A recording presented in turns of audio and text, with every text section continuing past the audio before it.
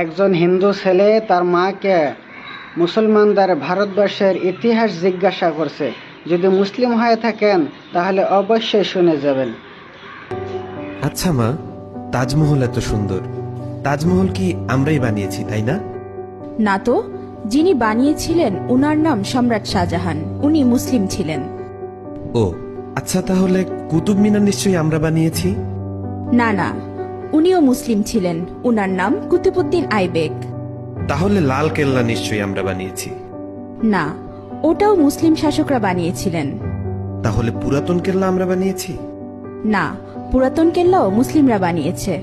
তাহলে চারমিনার নিশ্চয়ই আমরা বানিয়েছি। না, চারমিনারও মুসলিম শাসকরা বানিয়েছে।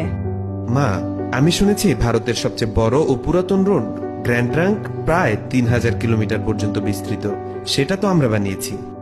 না না, গ্র্যান্ড ট্রাঙ্ক রোড আমরা বানাইনি। গ্র্যান্ড ট্রাঙ্ক রোড এক মুসলিম শাসক বানিয়েছেন, উনার নাম শেরশাহ। আচ্ছা, তাহলে হাজারদুয়ারি প্যাসেজ নিশ্চয়ই আমরা বানিয়েছি।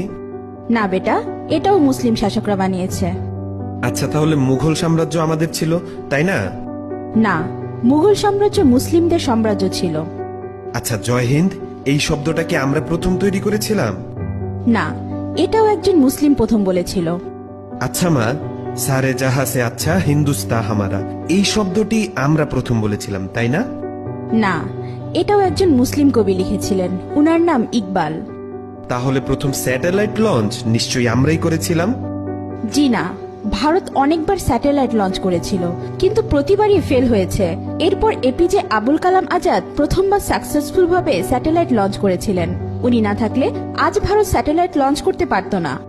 তাহলে পারমাণবিক অস্ত্র নিশ্চয়ই আমরা বানিয়েছি। না না, পারমাণবিক অস্ত্র একজন মুসলিম আবিষ্কার করেছে, উনার নাম এপিজে আবুল কালাম আজাদ।